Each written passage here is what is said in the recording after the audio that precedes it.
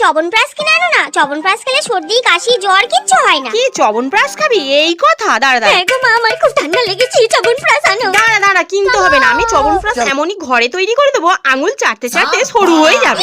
ঢিনচেক ঢিনচেক, আমার মা চবনপ্রাশ বানাবে। প্রথমে আমলকিটাকে ভালো করে ধুয়ে নেব, এরপর ভাপিয়ে নিয়ে দানাটাকে ছাড়িয়ে নেব। এরপরে নিয়ে নেব রাম তুলসীর পাতা, এমনি তুলসীর পাতা। আর এটা তো মিক্স করাই যাবে না, এটা শিউলি ফুলের পাতা। জ্বর সর্দি কাশিতে খুব উপকার। আর এই সবগুলোতে মিক্সিতে দিয়ে বেটে নেব। আর মশলার জন্য নিয়েছি গোলমরিচ, এলাচ, লবঙ্গ, জায়ফল, জয়িত্রী, দারচিনি, তেজপাতা, জোয়ান আর মৌরি। আর চবনপ্রাশটা বানাবো আমি গুড় দিয়ে, চিনি দিয়ে নয়। আর এদিকে কড়াইতে সব মশলাগুলো একসঙ্গে দিয়ে হালকা নেড়েচেড়ে মিক্সিতে গুঁড়ো করে নেব। আমলকিটা আগেই হালকা সিদ্ধ করে মিক্সিতে বেটে রেখেছিলাম। এবার আমলকির সাথে গুড় মিক্সিং করে কড়াইতে নাড়তে চাড়তে থাকবো। এরপরেই আদাটা বেটে রেখেছিলাম ওটাতে দিয়ে দিলাম, আর একটু ঘিও দেব। শিউলি পাতা, তুলসী পাতা যে পেস্টটা বানিয়ে রেখেছিলাম ওটাও ওর মধ্যে দিয়ে নাড়তে থাকবো। এরপর যে মশলাগুলো গুঁড়ো করে রেখেছিলাম সেগুলোও ওর মধ্যে দেব। বন্ধুরা, তোমরা ঘরে বানানো এই চবনপ্রাশ এই শীতের সময় যদি 1 চামচ করে প্রতিদিন খাও, তাহলে তোমাদের সর্দি কাশি জ্বর থেকে দূরে থাকবে। এবারে একটা আসল কাজ বাকি। চবনপ্রাশটা কড়াইতে যখন নাড়তে নাড়তে